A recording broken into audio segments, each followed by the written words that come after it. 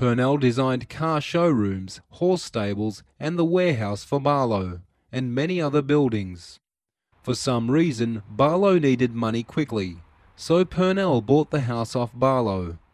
Then he renovated it, added several rooms, and changed the configuration of the house and the garden. But the biggest change he made was to add this Chinese-style temple roof. This really put Purnell in the geographical location of China. Still, in the 1920s, his heart still, I think, was in Guangzhou. This particular roof almost was an afterthought, believe it or not, even though it transformed the look of the house substantially. Because on the architectural drawings, it had a conventional roof, but then quite at the last minute, Purnell in pencil drew this sweeping ridge that you see here now, which is very distinctive. He also changed the chimney detail to match the roof. It really has these distinctive Chinese details. The house is on Punt Road, and there are several embassies or consulates on Punt Road. For several years, this particular house was often being mistaken as the Chinese embassy in Melbourne. He spent most of his married life in this house. There. He was really committed to southern China.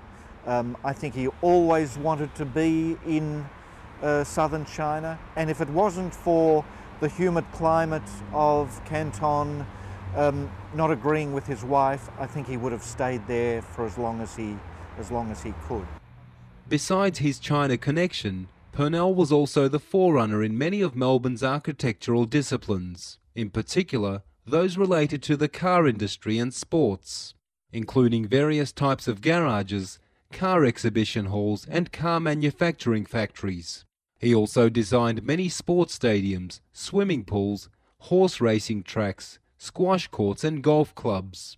His last major design was the Olympic Stadium for the 1956 Melbourne Olympics. Today it is referred to as the Melbourne Cricket Ground. He was 76 then.